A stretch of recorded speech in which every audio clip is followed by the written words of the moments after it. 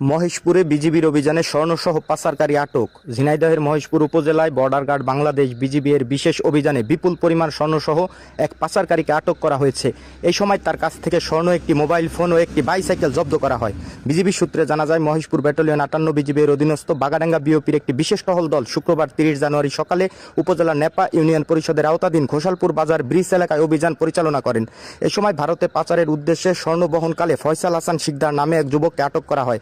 আটককৃত ফয়সাল হাসান শিকদার ঘোষালপুর গ্রামের মঞ্জিল আহমেদের ছেলে।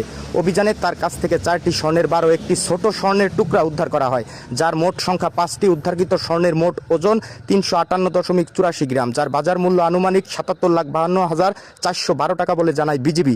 এছাড়াও স্বর্ণের সঙ্গে একটি মোবাইল ফোন ও একটি বাইসাইকেল জব্দ করা হয়েছে। জব্দকৃত স্বর্ণ, মোবাইল ফোন ও বাইসাইকেলের সর্বমোট সিজার মূল্য 77,58,912 টাকা। বিজিবি জানায়, আটক আসামিকে মোবাইল ও বাইসাইকেল সহ পরবর্তীতে আইনগত ব্যবস্থা গ্রহণের জন্য মহেশপুর থানায় সোপর্দ করা হয়েছে। উদ্ধারকৃত স্বর্ণ ঝিনাইদহ জেলা সরকারি কোষাগারে জমা দেওয়ার প্রক্রিয়া চলমান রয়েছে। এই বিষয়ে বিজিবি কর্তৃপক্ষ জানায়, সীমান্ত এলাকায় চোরাচালান ও অবৈধ কর্মকাণ্ড রোধে বিজিবির অভিযান অব্যাহত থাকবে। সেলিম রেজা, সীমান্ত টেলিভিশন, মহেশপুর, ঝিনাইদহ।